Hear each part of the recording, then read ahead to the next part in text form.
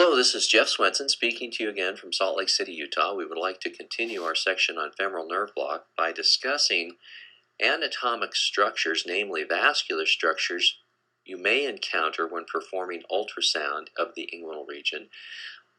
All of these structures are lateral to the femoral artery and thus could be in the path of our injecting needle. So we would like to make you aware of what their names are and where they are so that you can avoid them and avoid intravascular injection or hematoma formation. This is a fresh cadaver dissection of the right inguinal region. If we look at the top of the screen, we see the inguinal ligament. The common femoral artery and femoral vein have been retracted here by vessel loops. We see that the common femoral artery divides distally into the profunda femoris and the superficial femoral artery. This division typically occurs 2 to 4 centimeters distal to the inguinal ligament. However, in some patients, the profunda femoris may arise at or above the inguinal ligament, placing it in the path of our injecting needle.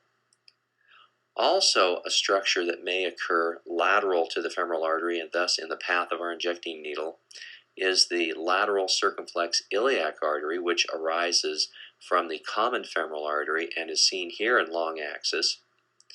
The lateral circumflex femoral artery arises from the profunda femoris and may also be in the path of our injecting needle.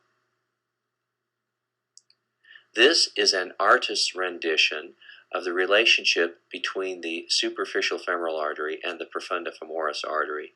Notice in this picture that the profunda femoris is lateral and deep to the superficial femoral artery and also may be superficial to the femoral nerve, placing it potentially in the path of our injecting needle.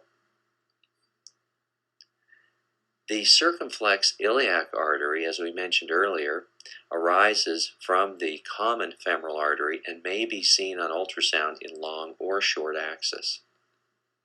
This is an example of the lateral circumflex iliac artery seen on short axis, and note its position immediately superficial to the femoral nerve. This is an example of the lateral circumflex iliac artery seen on long axis, also superficial to the femoral nerve. This is the relationship between the lateral circumflex femoral artery, which as we mentioned arises from the profunda femoris artery, and also is superficial to the femoral nerve. Here the circumflex femoral artery is seen on short axis. Here, the circumflex femoral artery is seen on long axis.